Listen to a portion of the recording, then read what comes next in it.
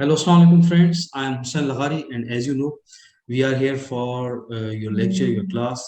And now I would like to ask Ms. Aisha to start his lecture, and she is here for us for her seventh lecture.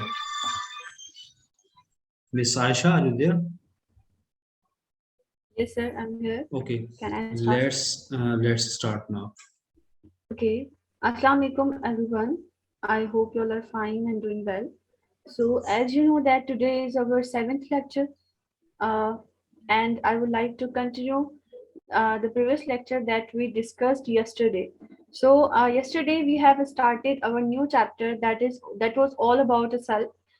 So, yesterday we have discussed the cell theories, the introduction of cell, the cell components, cell wall, cell membrane, nucleic acids, and all about the main components of cell. So today I am going to continue from the cytoplasmic organelles that we left yesterday. So before starting the topic, uh, just revise some yesterday topics that I could not show you yesterday. So start, sir. Can you please move to the next slide? Okay, yesterday, as I told you that the scientist whose name is Antonio Leeuwenhoek first developed the very first microscope. So he is the basic मतलब I can say कि इनका जो है ना सबसे ज़्यादा basic role है cell के discovery के अंदर.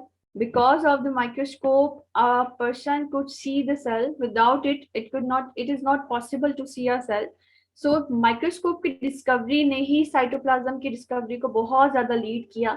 So he was a scientist. You can see on your screen his picture is already there. So you can see कि एंटोनी वैन लीeuwenhoek जो है वो सबसे पहले साइंटिस्ट थे जिन्होंने वेरी फर्स्ट माइक्रोस्कोप बनाया था. उनका माइक्रोस्कोप बिल्कुल सिंपल था. लाइक इन्होंने प्रॉपर तरीके से डिजाइन नहीं किया था. He just put some lenses to see a very micro tiny organisms.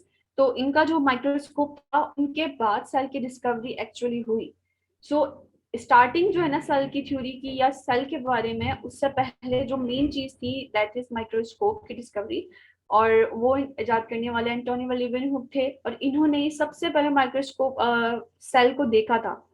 मैंने आपको कल बताया था कि रॉबर्ट ने जस्ट सेल को डिस्कवर किया था. उन्होंने सेल को देखा नहीं था. इवन कि उन्होंने न्यूक्लियस भी नहीं देखा था. न्यूक्लियस को डिस्कवर करने वाले कोई और साइंटिस्ट थे. तो he was the very first scientist who first seen the cells. Next. Okay, here you can see another scientist whose name is Robert Hooke. He is the scientist who first discovered cell in 1665. Robert Hooke जो है उन्होंने सबसे पहले cell को discover करने वाले scientist थे. इन्होंने क्या किया था, ये सिंपली एक प्रिमिटिव कंपाउंड माइक्रोस्कोप को यूज करके कुछ प्लांट टिश्यूज देखे जिसके अंदर उन्होंने उनको छोटे छोटे लाइक रूम्स लाइक स्ट्रक्चर नजर आए जिसको उन्होंने सेल का नाम दिया. तो he is the first scientist who discovered cells. Okay, next.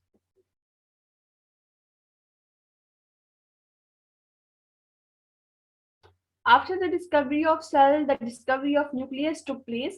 You can see the screen is already showing Robert Brown. He is Robert Brown who first discovered the nucleus. And यहाँ पर एक और picture नजर आ रही है जो कि black and white है, जो कि एक माइक्रोग्राफ है और माइक्रोस्कोप के जरिए से पिक्चर ली गई है न्यूक्लियस की. You can see the very dark small body inside. तो ये जो है ना बेसिकली न्यूक्लियस है that he discovered. Okay, next. After the discovery of nucleus, after the discovery of complete cell, some scientists gave a cell theory that is about the main postulates. जिन्होंने cell theory दी थी उन दो scientist का नाम हमने कल already पढ़ा. The one is Schleiden and the another one is Scaven. The Schleiden was a botanist by profession, while Scaven was the zoologist by profession. So Schleiden जो है उन्होंने सबसे पहले ये कहा था कि तमाम के तमाम प्लांट्स जो है वो सेल से मिलकर बने हुए हैं, और एज इट इज स्केवन ने क्या स्टेटमेंट दी कि तमाम एनिमल्स भी सेल से मिलकर बने हुए हैं। तो कंबाइनली सेल थ्योरी में एक पोस्टुलेट रखा जाता है जिसमें हम कहते हैं कि all the living organisms made up of cells, either वो एक सेल हो या एक से ज्यादा सेल हो, पर हर जानदार सेल्स का मिलकर बना हुआ है। ये इनका मेन पोस्टुलेट था सेल थ्योरी में। Okay next. ओके श्लीडन और स्केवन की जो सेल थ्योरी थी उसके अंदर कुछ मिसकॉन्सेप्शंस थी, लाइक के उन्होंने कहा था कि सेल जो वो एक डिनोवो स्ट्रक्चर है। डिनोवो मींस के सेल जो है वो किसी भी नॉन सेलुलर चीज से या नॉन लिविंग चीज से अराइज हो सकता है या बन सकता है। इस मिसकॉन्सेप्शन को क्लियर करने वाले जो साइंटिस्ट थे उनका नाम था रूडोल्फ विर्शो। उन्होंने 1855 में कुछ एडिशन की सेल थ्योरी के अंदर, जिसमें उन्होंने बताया कि cells can only arise from the pre existing cells, यानी कोई भी सेल होगा वो पिछले वाले ही सेल से डिवीजन के बाद बनेगा, नाइदर के वो जो है ना किसी नॉन सेलुलर चीज से या किसी और चीज से कभी भी सेल बनेगा। तो ये वाली जो मिसकंसेप्शन पॉइंट था ये रूडोल्फ विर्शो ने क्लियर कराया था। So combinedly we can say that these three are the scientists who gave this theory of cell, which contain three basic postulates as we have already discussed them yesterday. Okay, next.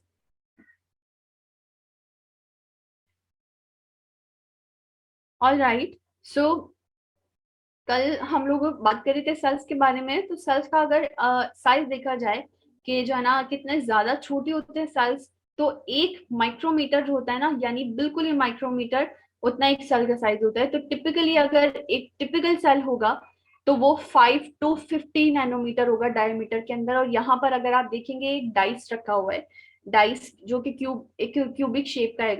ये जो dice है ये 1 centimetre cube इसका जो है ना size है। तो इस डाइस के अंदर एट अप्रोक्सीमेटली 10 लाख सेल्स आ सकते हैं, यानी इतने ज्यादा छोटे सेल्स होते हैं कि वो 10 लाख सेल्स इस एक छोटे से डाइस की पोर्शन में आ सकते हैं। So you can imagine how a small cell is. Okay next. Here is the label diagram of an animal cell. You can see on your screens कि animal cell कितना ज्यादा एक complicated cell है जिसके अंदर बज़ाहिर आपको कितने सारे organelles, कितने सारे important चीजें नजर आ रही हैं, जिसमें सबसे पहली जो चीज है that is the outermost covering, that is called cell membrane. After the cell membrane there is a portion that we call cytoplasm.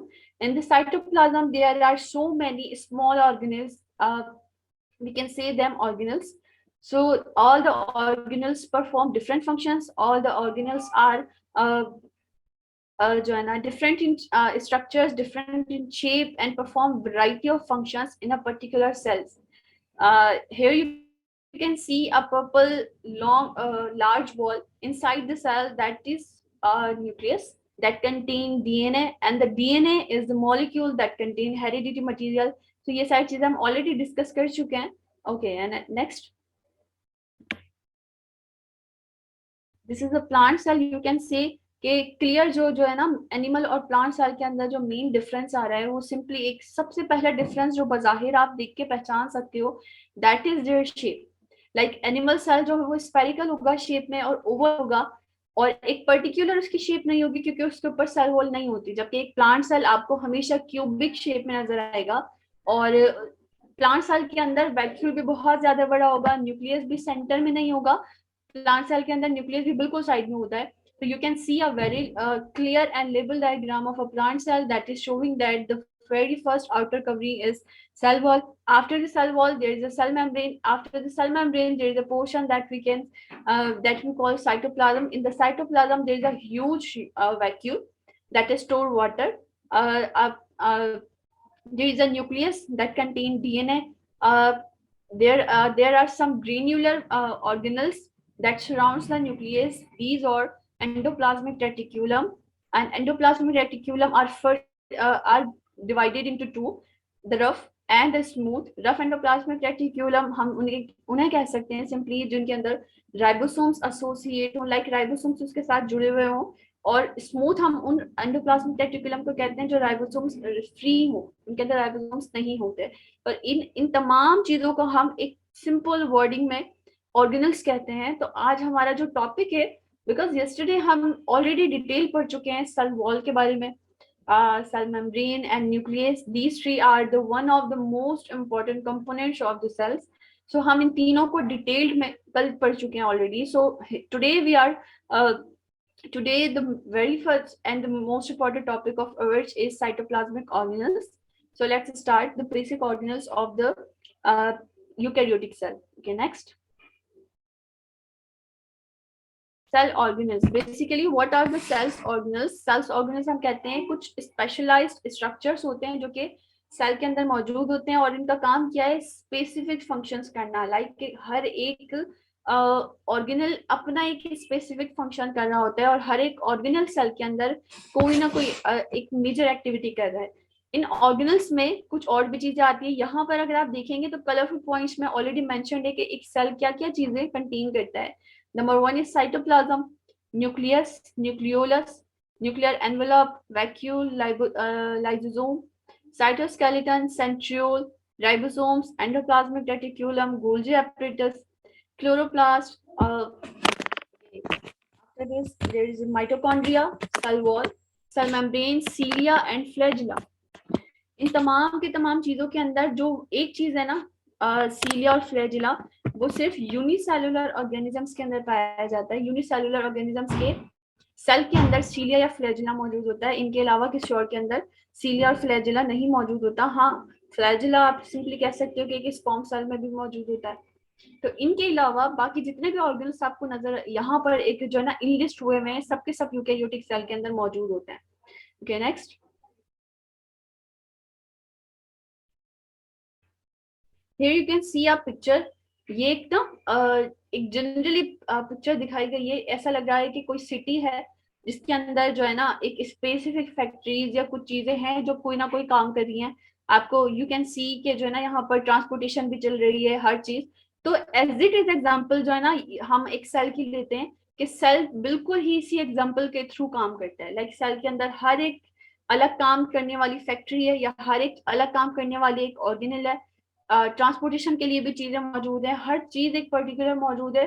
और यू कैन सी कि यहाँ पर दो डोर्स मेंशन हुए हैं. ये जो दो डोर्स हैं, ये हैं क्या? ये वो डोर्स हैं जो एक सेल्स के अंदर चीजें ट्रांसपोर्टेशन का काम करते हैं. तो हम इनको सेल वॉल्स या मेम्ब्रेन कहते हैं. तो एक जनरल एक एग्जांपल है. सो अब हम अपने सेल ऑर्गेनल्स को पढ़ना स्टार्ट करते हैं. एक एक करके हम अपने सारे ऑर्गेनल्स को इंशाल्लाह डिस्कस करते हैं. Okay, next.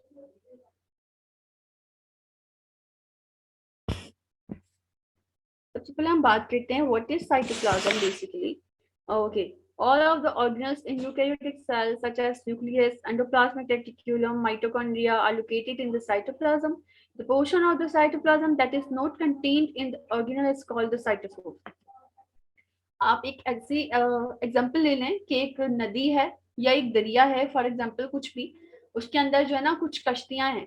बिल्कुल ही सिमिलर जो है ना एग्जांपल एक सेल के अंदर होती है. सेल की एक एग्जांपल, सेल के लिए हम इस एग्जांपल को ले सकते हैं कि सेल के अंदर जो पानी वाला एरिया है that is called cytosol. Cytosol के अंदर बहुत सारे ऑर्गेनल्स है ना वो मौजूद होते हैं. उन ऑर्गेनल्स को आप शिप यानी कश्ती कह सकते हैं. तो बिल्कुल एक सिमिलर एग्जांपल है. और ये पोर्शन जिसमें ऑर्गेनल्स भी हैं और साइटोसोल भी है, इस पोर्शन को हम साइटोप्लाज्म कहते हैं. तो बहुत इजी है तीनों चीजों को समझना. साइटोप्लाज्म हम कहते हैं वो पोर्शन जिसके अंदर सारे ऑर्गेनल्स मौजूद हों. ऑर्गेनल्स के इर्द गिर्द बहुत सारा जेल लाइक मैट्रिक्स एक स्ट्रक्चर मैट्रिक्स पाया जाता है जिसको हम साइटोसोल कहते हैं. और उस साइटोसोल के अंदर बहुत सारे ऑर्गेनल्स मौजूद होते हैं. ओके, इसके अलावा साइटोप्लाज्म में appear to have no formal structure. It is actually highly organized. A framework of protein, a scaffold called the cytoskeleton, provides the cytoplasm and the cell with their structure. मैंने आपको कल भी एक चीज कही थी कि जिस तरीके से हर एक चीज को शेप देने वाला कोई ना कोई पर्टिकुलर चीज होती है, उसी तरीके से सेल को शेप देने वाला साइटोस्केलेटन होता है. साइटोस्केलेटन कुछ एक फ्रेमवर्क है जो सेल के अंदर पाया जाता है जिसका काम है सेल को एक शेप के अंदर रखना. तो ये जो साइटोस्केलेटन है ये साइटोप्लाज्म में ही पाया जाता है और इसमें कुछ प्रोटीन के फाइबर्स लगे हुए होते हैं, लाइक धागेनुमा स्ट्रक्चर्स लगे होते हैं जिन्होंने एक सेल को अपनी शेप में रखा होता है. Okay, next.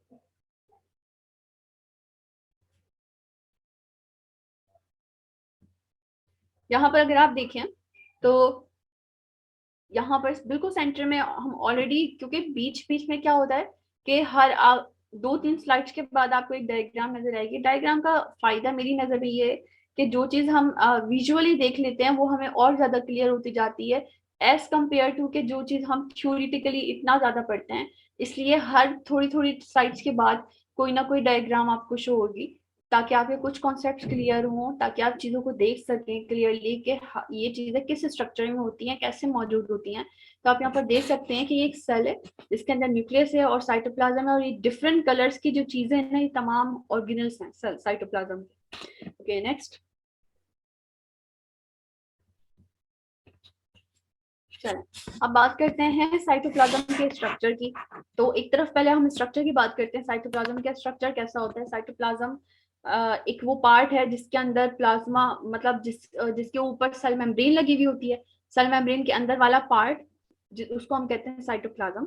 साइटोप्लाज्म के अंदर एक जेली, साइटोप्लाज्म क्या है, एक जेली लाइक कलरलेस और सेमी लिक्विड जो है ना स्ट्रक्चर है, और इस सेमी फ्लूइड या सेमी लिक्विड को हम जो है ना साइटोसोल कहते हैं। इसके अलावा इसके अंदर साइटोसोल में क्या मौजूद होता है, वाटर होगा, इनसोल्यूबल कंपाउंड्स होंगे, ऑर्गेनिक कंपाउंड्स होंगे, और डिफरेंट ऑर्गेनल्स मौजूद होंगे। इस पूरी चीजों को हम साइटोप्लाज्म कहते हैं। और साइटोप्लाज्म हमेशा मोशन में रहता है, like it is not in the rest condition, हमेशा जो है ना हरकत करता रहता है साइटोप्लाज्म।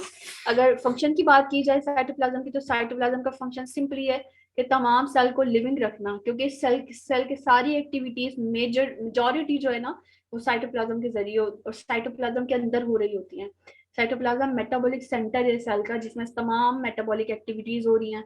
इसके अलावा साइटोप्लाज्म जो है ना वो रेस्पिरेशन के लिए भी काम आता है, और तमाम ऑर्गेनल्स जो फंक्शंस कर रहे हैं ना वो तमाम फंक्शंस होते ही साइटोप्लाज्म में। तो साइटोप्लाज्म एक मेन रोल जो है ना एक तरीके से अदा कर रहा है कि एक सेल की लिविंग लाइफ के अंदर। Okay next, okay, let's start discussing organelles of the cytoplasm. So here is the very first organelles, that is vacuole. You can see there are some diagrams already showing on your screens. सबसे पहले हम vacuole की बात करते हैं। Vacuole कहाँ पाया जाता है, साइटोप्लाज्म में पाया जाता है। इसका स्ट्रक्चर कैसा होता है, एक सैक लाइक, सैक हम कहते हैं थैले को, तो एक थैले नुमा फ्लूइड फिल्ड ऑर्गेनल है, यानी फ्लूइड से भरा हुआ।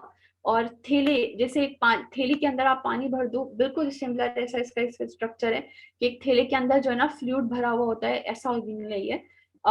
अगर हम प्लांट की बात की जाए तो प्लांट सेल के अंदर बहुत ज्यादा एक ही होगा, यानी सिंगल वैक्यूल होगा पर बहुत लार्ज होगा, और बिल्कुल इस सेंटर में पाया जाता है जिसके अंदर फ्लूइड भरा हुआ होता है।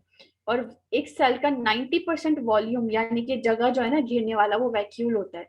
प्लांट सेल की मैं बात कर रही हूँ। अगर हम एनिमल सेल की बात करें तो एनिमल सेल में इसका इतना कोई अहम रोल नहीं है। काम सेम ही है उसका कि वो स्टोर करता है फ्लूइड, यानी कि कुछ मिनरल्स और या वाटर वगैरह को। लेकिन एनिमल सेल के अंदर वैक्यूल बहुत कम होते हैं, बहुत छोटे होंगे और बहुत कम होंगे, जबकि प्लांट सेल में एक ही वैक्यूल होगा और बहुत ज्यादा साइज में लार्ज होगा। फंक्शंस की अगर हम बात करें तो ये एक स्टोरेज स्ट्रक्चर है, यानी चीजों को स्टोर करने वाले ऑर्गेनल्स हैं। क्या स्टोर करते हैं ये, वाटर, सॉल्ट्स, प्रोटीन, कार्बोहाइड्रेट्स, ये जो सिमिलर चीजें हैं जो सेल के अंदर अगर कभी भी आती हैं, तो आप इसको सेल का फ्रिज कंसीडर कर सकते हो कि वैक्यूल जिस तरीके से हम अपना एक्सेस खाना जो भी होता है वो फ्रिज में स्टोर करते हैं, एज इट इज वैक्यूल्स भी जो है ना वो स्टोरेज मॉलिक्यूल है, सॉरी स्टोरेज ऑर्गेनल्स हैं जो कि खाना स्टोर करते हैं। यू कैन सी कि यहाँ पर एक एनिमल और प्लांट सेल मेंशन है। एनिमल सेल्स के अंदर अगर आप देखेंगे ऑलरेडी यहाँ पर लेबल हुआ हुआ है कि वैक्यूल बहुत ज्यादा छोटा यानी स्मॉलर इन साइज है, जबकि प्लांट सेल के अंदर अगर आप देखोगे तो इतना बड़ा, ये जो आपको बलून जैसा नजर आ रहा है ना, this is what we call vacuole. तो वैक्यूल का काम है प्लांट को असल जो मेन काम है ना, यानी एक सेल अपनी शेप में रहता है या सख्त रहता है, टर्जिट रहता है, वो इसीलिए रहता है कि उसके वैक्यूल के अंदर पानी भरा हुआ होता है। जब किसी भी चीज के अंदर पानी भरा हुआ होगा ना तो वो चीज फूली रहेगी और सख्त रहेगी। जब भी कभी जो है ना प्लांट अपना जो है या सेल कोई अपना वाटर लॉस कर देते हैं, तो उसकी वजह से वो जो साइटोप्लाज्म है ना पूरा का पूरा वो ऐसे सुकड़ जाता है, जिसकी वजह से ये साइटोप्लाज्म में वैक्यूल सुकड़ जाता है, सारा पानी लॉस कर देते हैं प्लांट, और प्लांट जो है वो मुरझा जाता है। तो हम कहते हैं कि एक सेल को सख्ती देने वाली जो चीज है ना वो वैक्यूल है, क्योंकि वो पानी बहुत सारी चीजें स्टोर कर रहा है। ओके नेक्स्ट,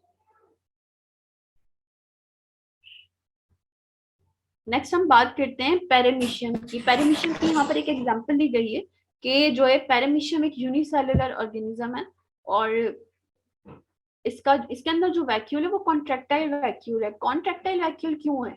देखें, पेरिमीशियम एक यूनिसेलुलर ऑर्गेनेल है जिसके अंदर यूकेरियोटिक सेल है और ये पानी के अंदर पाया जाता है। एक्वेटिक है, यानी कि ये जो है ना यूनिसेलुलर तो है लेकिन पानी के अंदर पेरिमीशियम्स पाए जाते हैं। क्योंकि पानी, अगर एक जानदार रही पानी में रहा है तो आप सोचो उसके अंदर, उसके वैक्यूम में कितनी सारी जो है ना पानी एंटर होगा। तो उस चीज को कंट्रोल करने के लिए इनके अंदर नेचुरल तौर पे कॉन्ट्रैक्टाइल वैक्यूल पाया जाता है। कॉन्ट्रैक्टाइल वैक्यूल का काम क्या है? ये कॉन्ट्रैक्ट करता है ताकि जितना भी सेल के अंदर ज्यादा पानी है ना, जब कोई चीज कॉन्ट्रैक्ट करेगी ना तो सारा पानी बाहर चला जाएगा। तो कॉन्ट्रैक्टाइल वैक्यूल का काम क्या है कि ये कॉन्ट्रैक्शन करते हैं। इनके कॉन्ट्रैक्शन की वजह से सेल के अंदर जितना भी एक्सेस पानी है वो सेल में से बाहर चला जाता है, जिसकी वजह से वाटर कंटेंट जो है ना किसी भी जानदार के अंदर पानी की जो मिकदार है वो नॉर्मल रहती है, ना बढ़ती है ना कम होती है। तो ये काम है, इसको हम साइड एक कॉन्ट्रैक्टाइल वैक्यूल कहते हैं और ये पेरिमीशियम्स में मेजॉरिटी पाए जाते हैं। नेक्स्ट अब हम बात करते हैं लाइसोसोम्स की। Lysosomes is another organelle of the cytoplasm that is performing a very important function of breaking down large organic molecules. So अगर लाइसोसोम की बात करें साइटोप्लाज्म में पाया जाता है। अगर स्ट्रक्चर की बात करें तो जो है ना स्मॉल एंजाइम्स फिल्ड ऑर्गेनल, अगर इसका स्ट्रक्चर हम देखें ना, एक ऐसा स्ट्रक्चर जिसके अंदर बहुत सारे जो है डाइजेस्टिव एंजाइम्स पाए जाते हैं जिनका काम चीजों को तोड़ना है। फंक्शन क्या है लाइसोसोम का? लाइसोसोम का फंक्शन है कि जो भी सेल के अंदर लार्ज ऑर्गेनिक मॉलिक्यूल होते हैं ना, उनको ये तोड़ता है। इनको तोड़ने के लिए, और आपको पता है हम ऑलरेडी एंजाइम्स का एक चैप्टर पढ़ चुके हैं, सेल के अंदर या सेल के बाहर कहीं पे भी बॉडी में जो भी फंक्शंस हो रहे हैं, हर फंक्शन के लिए अंदर एंजाइम्स की जरूरत पड़ती है। तो ये जो breaking down of large molecule हो रहा है ये भी एंजाइम्स की ही मदद से हो रहा है। उन एंजाइम्स को हम कैटलीज एंजाइम्स कह सकते हैं, क्योंकि कैटलीज वो एंजाइम्स होते हैं जो किसी चीज को ब्रेक डाउन करें। तो लाइसोसोम्स वो ऑर्गेनल्स हैं जो एंजाइम्स कंटेन करते हैं, इनका काम है लार्ज मॉलिक्यूल्स को तोड़ना। और सेल के अंदर से ना जितना भी जंक है ना, लाइक गैर जरूरी चीज जिसकी सेल को जरूरत नहीं है, उसको ये क्या करते हैं, रिमूव कर देते हैं सेल में से। लाइक क्लीनिंग पार्ट, क्लीन, इसको जो है ना हम क्लीन अप क्रू भी कहते हैं, क्योंकि ये सेल को क्लीन करने का काम करते हैं। एनिमल सेल्स के अंदर भी पाई जाती हैं as well as plant cells के अंदर जो है ना बहुत कम होते हैं लाइसोसोम। प्लांट सेल्स के अंदर, एनिमल सेल्स के अंदर ज्यादा पाए जाते हैं। प्लांट सेल के अंदर लाइसोसोम जैसे ही कोई और चीज, लाइक सिमिलरली लाइसोसोम बहुत कम होंगे या होंगे ही भी। और ह्यूमंस की अगर हम बात करें तो हमारे अंदर बहुत सारे, अगर अगर क्या होता है कि लाइसोसोम अपना फंक्शन करना छोड़ दे तो हम ह्यूमंस के अंदर बहुत सारी डिजीजेज हैं। जैसे एक डिजीज है टाइसेक डिजीज, गर्चर्स डिजीज, क्रेब्स डिजीज। ये सारी डिजीजेस वो हैं जो लाइसोसोम के खराब होने की वजह से हो जाती हैं। अगर हमारी बॉडी के अंदर हमारे सेल्स का लाइसोसोम खराब हो जाए, लाइसोसोम कब खराब होता है और कैसे होता है? लाइसोसोम के अंदर काम करने वाले एंजाइम्स हैं, और इन जो एंजाइम्स हैं उनका जो है ना नाम है, पर्टिकुलर नाम है अल्फा ग्लूकोसाइडेज। ये जो अल्फा ग्लूकोसाइडेज एंजाइम है इसका काम है लार्ज मॉलिक्यूल्स लाइक ग्लूकोज वगैरह को तोड़ना सेल्स के अंदर। अगर ये एंजाइम्स किसी सेल के अंदर एब्सेंट है तो उसका लाइसोसोम खाना डाइजेस्ट कर ही नहीं पाएगा, जिसकी वजह से तमाम ग्लूकोज सेल के अंदर जमा हो जाएगा। उसके जमा होने की वजह से लाइसोसोम जो है ना फूल जाएगा और लाइसोसोम प्रॉपर तरीके से काम नहीं करेगा, जिससे हमारे सेल्स डैमेज होंगे। सेल्स डैमेज होंगे तो टिश्यूज भी डैमेज होंगे। इस तरीके से एक ह्यूमंस के अंदर बहुत सारी वेरी सीरियस डिजीज पाई जाती हैं जो कि लाइसोसोम की वजह से होती हैं।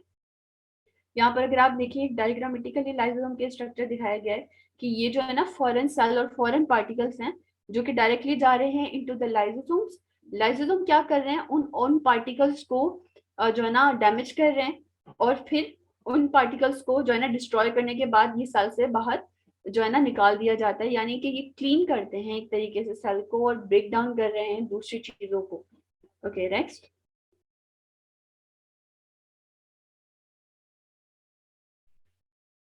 लाइसोसोम के बाद हम बात करते हैं साइटोस्केलेटन की। साइटोस्केलेटन जो है कहाँ पाया जाता है? थ्रू आउट द सेल, मतलब पूरे सेल में बिछा हुआ होता है एक तरीके से जाल।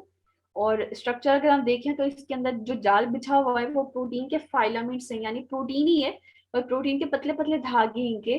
और दो किस्म के धागे होते हैं, लाइक माइक्रोट्यूब्यूल्स होते हैं और कुछ होते हैं माइक्रोफाइलामेंट्स। माइक्रोट्यूब्यूल 25 नैनोमीटर होते हैं जबकि माइक्रोफाइलामेंट 7 नैनोमीटर होते हैं। अगर फंक्शंस की बात करें तो साइटोस्केलेटन का काम क्या है, सेल को स्ट्रक्चर देना, उसकी शेप और उसका साइज मेंटेन रखना और सेल को मूवमेंट में हेल्प करना, और चीजों का जो ट्रांसपोर्टेशन हो रहे होते हैं ना साइटोप्लाज्म में, वो उसमें भी काम करना।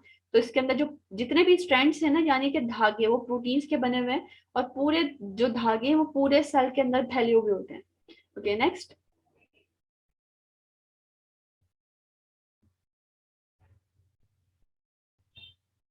ओके सबसे पहले हम बात करते हैं माइक्रोफाइलामेंट्स की। माइक्रोफाइलामेंट्स कौन से जो है ना फाइलामेंट्स हैं, ये थिन बहुत पतले थ्रेड लाइक है, और ये किसके बने हुए हैं, एक्टिन के बने हुए हैं। एक्टिन हम कहते हैं स्ट्रक्चरल प्रोटीन है, जो किसी चीज को स्ट्रक्चर देने के काम आता है। हम इसको एक बार डिस्कस कर चुके हैं बायोलॉजिकल मॉलिक्यूल्स में, जब हम क्लासिफिकेशन ऑफ प्रोटीन्स पढ़ रहे थे।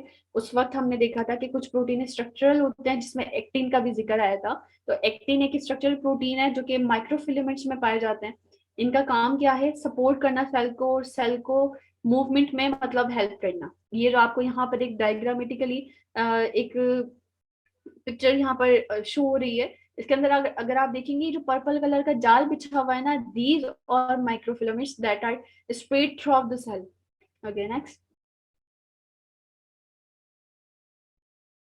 माइक्रोफिलामेंट्स के बाद हम बात करते हैं माइक्रोट्यूब्यूल्स की। माइक्रोट्यूब्यूल्स अनदर टाइप ऑफ जो है ना फिलामेंट्स हैं, जो कि साइटोस्केलेटन के अंदर पाए जाते हैं। ये लार्जर होते हैं, और इन ये होलो ट्यूब्स होती हैं। होलो ट्यूब्स, हम होलो उस वर्ड को कहते हैं जो एक पाइपलाइन स्ट्रक्चर, जिसके अंदर से कोई चीज गुजर के जा सके ना, एक पाइपलाइन स्ट्रक्चर को हम होलो ट्यूब्स कहते हैं। तो ये ट्यूब जैसे फिलामेंट्स है, जिसको जो कि बने हुए हैं ट्यूबुलिन के। ट्यूबुलिन भी एक प्रोटीन है, इनका भी काम सेम ही है। ये सेल शेप देते हैं, as well as cell division के वक्त काम आते हैं। और जो माइटोटिक स्पिंडल फाइबर्स बनते हैं ना, forms mitotic spindle which help to separate. जितने भी सेंट्रियोल्स के अंदर से स्पिंडल फाइबर्स निकलते हैं ना, ताकि क्रोमोसोम को आधा आधा डिवाइड कर दिया जाए सेल के अंदर, उसमें ये चीज हेल्प करते हैं। और ये यही है जो स्पिंडल फाइबर्स बनाते हैं। और ये जो है ना form centriole in animal cells के अंदर जो सेंट्रियोल्स बनते हैं वो भी इन्हीं से बनते हैं। और इसके अलावा ये जो है सीलिया और फ्लैजिला भी बनाते हैं। तो ये सारा मेन स्ट्रक्चर या मेन काम जो है वो माइक्रोट्यूब्यूल्स का है। Okay next.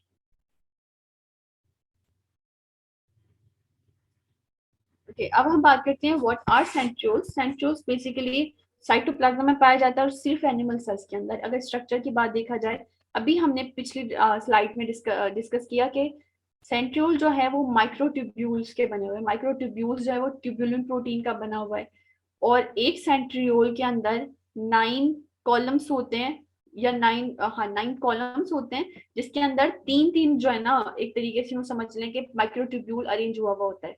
तो अगर आप यहाँ पर देखिए कि स्ट्रक्चर बना हुआ है, ये जो डॉट्स लगे हुए हैं, इनको अगर आप काउंट करें तो ये 3 है, और ऐसे तीन तीन ग्रुप में लॉन्ग लॉन्ग कॉलम्स जो है ना वो मौजूद होंगे। और यहाँ पर एक और स्ट्रक्चर मौजूद है, और ये कुछ इस तरीके का सेंट्रियोल का स्ट्रक्चर होता है बजाहिर अगर देखा जाए। इनका काम क्या होता है, ये ड्यूरिंग माइटोसिस जो है ना सेल डिवीजन करवाने में काम करते हैं, और इनमें से ही स्पिंडल फाइबर्स निकलते हैं जो क्रोमोसोम्स का देखते हैं। अगर आप यहाँ पर स्क्रीन पे देखें तो दो जो है ना, ये सेंट्रोसोम है या सेंट्रियोल है। इनके अंदर से सेंट्रोसोम के अंदर 2 सेंट्रियोल मौजूद है। सेंट्रियोल में से स्पिंडल फाइबर्स निकल रहे हैं, और उस पे ये जो अटैच हुए हैं ये क्रोमोसोम्स हैं, जो कि डिवाइड हो जाएंगे during cell division. Okay next. After centriole अब हम बात करते हैं नेक्स्ट ऑर्गेनल। तो उससे पहले हम एक बार सेंट्रियोल का अगर स्ट्रक्चर देखें, तो एक सेंट्रोसोम के अंदर 2 सेंट्रियोल मौजूद होते हैं। अगर आप यहाँ देखें, ये जो 2 है ना, ये अगर ये 2 कंबाइन है किसी चीज के अंदर, तो उसको हम कहेंगे सेंट्रोसोम। और सेंट्रोसोम के अंदर 2 सेंट्रियोल मौजूद होते हैं, और सेंट्रियोल बने हुए माइक्रोट्यूब्यूल के हैं, और माइक्रोट्यूब्यूल ट्यूबुलिन का बना हुआ है। So here you can see a very visible diagram on your screen. Okay next. Now let us talk about animal cell centriole. यहाँ पर भी अगर आप देखें, एक बज़ाहिर बड़ी सी जो है ना एक डायग्राम शो हो रही है। यू कैन सी कि यहाँ पर एक चीज को बहुत डायग्रामेटिकली देखा गया है, जूम करके दिखाया गया है। यहाँ पर अगर आप देख रहे हो तो ये जो लॉन्ग लॉन्ग कॉलम्स जा रहे हैं ना, ये माइक्रोट्यूब्यूल के बने हुए हैं। और एक जो है ना, 3 3 ग्रुप्स में होते हैं, और 3 3 के लॉन्ग कॉलम कितने होते हैं, 9 होते हैं। तो 3 3 माइक्रोट्यूब्यूल आपस में जुड़कर जब 9 आपस में लॉन्ग कॉलम बनाते हैं, तो वो एक सेंट्रियोल कहलाता है। और सेंट्रियोल पाया जाता है एनिमल सेल में, वो भी न्यूक्लियस के बिल्कुल ही साइड में। Okay next. अब हम बात करते हैं सीलिया की। सीलिया बेसिकली क्या है, शॉर्ट हेयर्स हैं, छोटे छोटे से हेयर्स हैं जो कि बहुत सारी तादाद में मौजूद होते हैं। और मैंने आपको बताया सीलिया और फ्लैजिला ज्यादातर यूनिसेलुलर ऑर्गेनिजम्स में पाया जाता है, जो एक सेल होता है। यू कैन सी कि यहाँ पर एक स्ट्रक्चर बना हुआ है, दैट इज पेरामीशियम। पेरामीशियम को अभी अभी हमने डिस्कस किया, इसके ऊपर ये जो छोटे छोटे आपको स्ट्रक्चर्स नजर आ रहे हैं ना, हेयर्स लाइक, इनको हम सीलिया कहते हैं। और इन सीलिया का काम क्या है, ये मूवमेंट में हेल्प करते हैं यूनिसेलुलर ऑर्गेनिजम्स की। और ये कुछ सीलिया जो है ना, हमारे अंदर भी सीलिया जैसे कुछ स्ट्रक्चर्स हमारे लंग्स में मौजूद होते हैं, जिनका काम जो है ना, वो सिंपली गैसेस को जो है ना एक्सचेंज करना होता है, जो हमारी लंग्स में मौजूद है। तो सीलिया छोटे छोटे हेयर्स को कहा जाता है, जो कि मूवमेंट में हेल्प करते हैं, सेल के ऊपर लगे हुए होते हैं, specially in unicellular organisms as like paramecium. Okay next. Cilia के बाद जो सेकंड है दैट इज फ्लेजिला। फ्लेजिला और सीलिया में क्या फर्क है, सीलिया छोटे छोटे हेयर्स हैं और बहुत सारे हैं, जबकि फ्लेजिला एक बहुत लॉन्ग और बहुत कम तादाद में जो है ना हेयर्स लाइक स्ट्रक्चर होता है। हमारे अंदर जो है, यानी हम ह्यूमन बींग्स के अंदर फ्लेजिला इनके किन सेल्स में पाया जाता है, स्पर्म सेल्स के अंदर पाया जाता है। As I already told you कि स्पर्म सेल्स जो हैं वो अब मेल रिप्रोडक्टिव जर्म सेल्स हैं जिसको हम कहते हैं, और उनके अंदर जो है ना फ्लेजिला मौजूद होता है। जबकि यूनिसेलुलर ऑर्गेनिजम्स की अगर एग्जांपल उठाएं हम, तो बैक्टीरिया, बैक्टीरिया के अंदर अगर आप देखेंगे यहाँ पर ऑलरेडी मेंशन हुआ हुआ है कि बैक्टीरियल फ्लेजिलम, बैक्टीरिया जिस चीज से मूव करता है वो ये फ्लेजिला आएगा। Okay next. यहाँ पर अगर आप देखेंगे तो सीलिया का मूवमेंट और फ्लैजिला की मूवमेंट बताई गई है। सीलिया किस तरीके से मूव करता है, सीलिया मूव करता है ओवरऑल, मतलब हर डायरेक्शन में मूव कर रहा होता है। और बहुत सारे सीलिया जो है ना आपस में बीट करते हैं आपस में। बीट किस तरीके से, कि इस तरीके से लाइक दे जो है ना, दे बीट अप, ताकि कोई जानदार मूव कर सके। जबकि फ्लेजिला किस तरीके से मूव करते हैं, फ्लेजिला दो, क्योंकि एक तकरीबन एक जानदार के अंदर दो फ्लेजिला होगा या एक, तो फ्लेजिला की जो मूवमेंट होती है ना वो विप लाइक होती है। विप लाइक मतलब ऐसे, देन ऐसे, देन ऐसे, देन ऐसे, इस तरीके से फ्लेजिला मूव करता है। और फ्लेजिला और सीलिया में बड़ा फर्क है, फ्लेजिला और सीलिया का काम सिमिलर ही है, पर काम करने का तरीका दोनों का अलग है, और मूवमेंट करने का तरीका भी बहुत ज्यादा अलग है। Okay next. फ्लैजेला के बाद हम बात करते हैं राइबोसोम्स की। राइबोसोम्स को हम कहते हैं, राइबोसोम्स पाया कहाँ जाता है, साइटोप्लाज्म में पाया जाता है, और तमाम सेल्स में मौजूद होता है, आइदर वो प्लांट सेल है या एनिमल सेल है। अगर हम इसका स्ट्रक्चर देखेंगे, छोटे छोटे दानेदार सब यूनिट्स होंगे जो कि पूरी जो है ना साइटोप्लाज्म में फैले हुए होते हैं, और कुछ जो है वो रफ एंडोप्लाज्मिक रेटिकुलम पे लगे हुए होते हैं। इनका जो बेसिक काम है वो है प्रोटीन्स बनाना, इसीलिए हम राइबोसोम्स को प्रोटीन फैक्ट्री कहते हैं। और राइबोसोम्स बने हुए किसके होते हैं, made of RNA and protein in the nucleolus and transported to the nucleus. हमने, अगर आप लोगों को याद हो, कल हमने जो है ना न्यूक्लियोलस के बारे में बात की थी कि न्यूक्लियस के अंदर एक और छोटी सी बॉडी होती है जिसको हम न्यूक्लियोलस कहते हैं। उस न्यूक्लियोलस के अंदर ही ये राइबोसोम्स बनते हैं। ये राइबोसोम्स बनते हैं आरएनए और प्रोटीन के। न्यूक्लियोलस में से राइबोसोम्स बनकर साइटोप्लाज्म में आते हैं, और साइटोप्लाज्म में आके राइबोसोम्स अटैच हो जाते हैं रफ एंडोप्लाज्मिक रेटिकुलम पे, जो कि बिल्कुल ही न्यूक्लियस के इर्द गिर्द आप यहाँ पर देख सकते हैं लगा हुआ है। इस पे ये जो छोटे छोटे डॉट्स हैं, ये राइबोसोम्स हैं जो कि न्यूक्लियोलस से बन के बाहर आए हैं साइटोप्लाज्म के अंदर। और राइबोसोम्स का दूसरा नाम प्रोटीन फैक्ट्री है, क्योंकि ये प्रोटीन्स बनाते हैं। Okay next.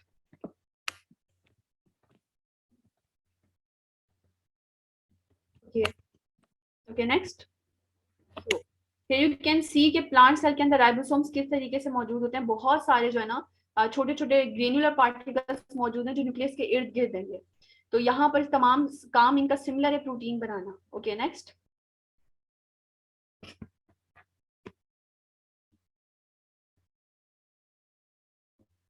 तो अब हम बात करते हैं एंडोप्लाज्मिक रेटिकुलम की। तो एंडोप्लाज्मिक रेटिकुलम जो बिल्कुल ही न्यूक्लियस के इर्द गिर्द पाया जाता है, ट्यूब्स होती हैं इसके अंदर, सैग यानी थैलेनोमा स्ट्रक्चर है। इसका काम क्या है, ये जो है ना मॉलिक्यूल्स को मूव करता है सेल के एक पार्ट से दूसरे पार्ट में। जैसे न्यूक्लियस में कोई चीज बन के अगर साइटोप्लाज्म में आएगी, या साइटोप्लाज्म में कोई चीज बन के न्यूक्लियस में जाएगी, ये आना और जाना जो हो रहा है ना वो इस एंडोप्लाज्मिक रेटिकुलम के जरिए होता है, इसलिए हम इसको इंट्रासेल्युलर हाईवे कहते हैं।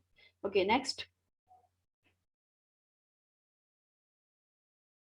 उसके बाद हम बात करते हैं रफ एंडोप्लाज्मिक रेटिकुलम की। रफ एंडोप्लाज्मिक रेटिकुलम पे छोटे छोटे डॉट्स यानी राइबोसोम्स अटैच हुए होते हैं, और इसका काम क्या है, ये प्रोटीन बनाता है। Okay next. Smooth endoplasmic reticulum की अगर हम बात करें तो they are free from protein, यानी इस पे प्रोटीन्स नहीं होते। ये ग्रेन्युलर मतलब खुरदरे भी नहीं होते हैं। और इनका काम क्या है, ये डिटॉक्सिफाई करते हैं, जैसे लिवर सेल्स हमारी डिटॉक्सिफिकेशन करते हैं ना, तो इनका काम डिटॉक्सिफिकेशन करना है, टॉक्सिक चीजों को जो है ना डिटॉक्सिफाई करना है और लिपिड्स बनाना होता है। Okay next.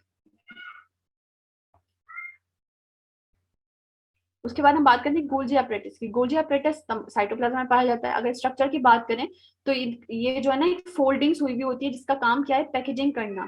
फंक्शन इसका क्या है, जितने भी प्रोटीन्स राइबोसोम से बनकर इसके पास आते हैं ना, रफ एंडोप्लाज्मिक रेटिकुलम से प्रोटीन बनके जब गोल्जी एपरेटस के पास आते हैं, तो इसका काम क्या है, ये उस प्रोटीन को पैकेज यानी एक रैपर में फिक्स करके और उसको आगे ट्रांसफर कर देते जहां पे भी प्रोटीन की जरूरत हो। तो ये Golgi apparatus rough endoplasmic reticulum के साथ मिलकर काम करते हैं। Okay next.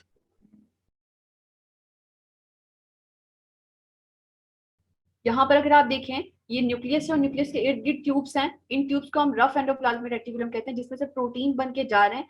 और प्रोटीन बन के कहाँ जा रहे हैं, गोल्जी apparatus के पास, ताकि पैकेज हो सके, बंद हो सके। और गोल्जी apparatus इस प्रोटीन को पैकेज करके आगे फॉरवर्ड करते हैं। नेक्स्ट। यहाँ पर अगर आप देखें, ये गोल्जी apparatus है, प्रोटीन गया गोल्जी apparatus के पास, गोल्जी apparatus ने इन्हीं प्रोटीन्स को पैकेज करके छोटे छोटे थैलों में यानी व्हीकल्स के अंदर ट्रांसपोर्ट कर दिया। और ये व्हीकल्स सेल मेम्ब्रेन से बाहर जा रही हैं, तो ये ट्रांसपोर्टिंग का काम करता है ना, ये गोल्जी apparatus का काम है। Okay next.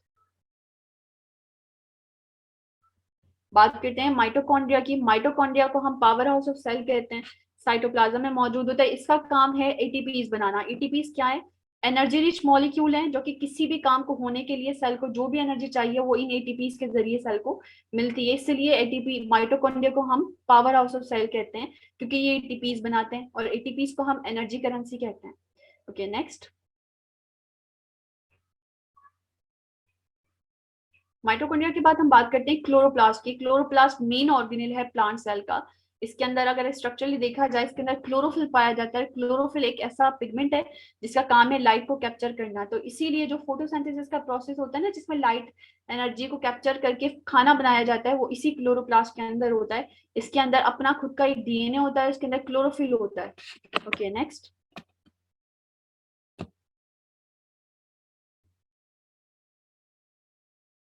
यहाँ पर अगर आप देखिए, बाजायर एक स्ट्रक्चर है क्लोरोप्लास्ट का। क्लोरोप्लास्ट के अंदर हर एक चीज लेबल हुई हुई है। इसमें राइबोसोम्स भी हैं छोटे छोटे। इसके अंदर जो जेल लाइक स्ट्रक्चर है उसको हम स्ट्रोमा कहते हैं। इसके अंदर ये जो आपको छोटे छोटे डिस्क लाइक स्ट्रक्चर नजर आ रहे हैं, इनको थाइलाकॉइड कहा जाता है। और थाइलाकॉइड के अलावा एक इसके अंदर डबल मेम्ब्रेन है, आउटर और इनर मेम्ब्रेन है। और जब बहुत सारे थाइलाकॉइड मेम्ब्रेन एक साथ जुड़कर एक जगह मौजूद होते हैं, उसको हम ग्रेनम कहते हैं। Okay next. अगर हम बात करें कि प्लास्टिड्स यानी प्लांट सेल के अंदर कितने किस्म के प्लास्टिड्स मौजूद होते हैं, तीन। एक क्लोरोप्लास्ट है, क्रोमोप्लास्ट है, ल्यूकोप्लास्ट है। ऑलरेडी हम क्लोरोप्लास्ट को डिस्कस कर चुके हैं। क्लोरोप्लास्ट हम कहते हैं वो ऑर्गेनेल जिसके अंदर क्लोरोफिल हो। और क्लोरोफिल वो ऑर्गेनेल है जो लाइट को एब्जॉर्ब करके और फोटोसिंथेसिस करवाता है। क्रोमोप्लास्ट वो है जो कि कलरफुल पिगमेंट्स रखता है, यानी प्लांट को जो है ना फ्लावर्स और फ्रूट्स को कलर देता है। जबकि ल्यूकोप्लास्ट ऐसा ऑर्गेनेल है जिसके अंदर कोई पिगमेंट नहीं होता और इसका काम सिर्फ स्टार्च को स्टोर करना है। Okay next. यहाँ पर अगर आप देखें क्लियरली, तो पत्तों के अंदर जो पत्ते ग्रीन है वो इस वजह से है क्योंकि पत्तों के सेल्स के अंदर क्लोरोप्लास्ट पाया जा रहा है। जबकि अगर प्लांट के ऊपर वाले पार्ट में आप कलरफुल फ्लावर्स और फ्रूट्स देख रहे हैं, ये कलरफुल इसलिए है क्योंकि इसके अंदर कैरोटीनॉइड्स पाए जा रहे हैं। और ये जो नीचे की तरफ रूट्स मौजूद हैं, रूट्स जो है वो कलरलेस होती हैं, क्योंकि उसके अंदर ना तो क्लोरोप्लास्ट है ना क्रोमोप्लास्ट है, उसके अंदर ल्यूकोप्लास्ट पाया जाता है। और ल्यूकोप्लास्ट हम ऐसा ऑर्गेनेल कहते हैं जो कलरलेस होता है, जो प्लांट को कोई कलर नहीं देता। तो एक ही प्लांट के अंदर तीन डिफरेंट रीजन्स में तीन डिफरेंट जो है ना प्लास्टिड्स पाए जाते हैं। Okay next. Okay learners, so this was all about the cytoplasmic organelle that we have discussed today. I hope कि आप लोगों को clear हुआ होगा। अगर आप लोगों को कोई confusion है कोई भी regarding the topic or any other thing, so you can comment your suggestions and your queries will be appreciated. इंशाल्लाह हम further जो है next topic हम कल से start करेंगे। तब तक के लिए अल्लाह हाफिज। Thank you so much.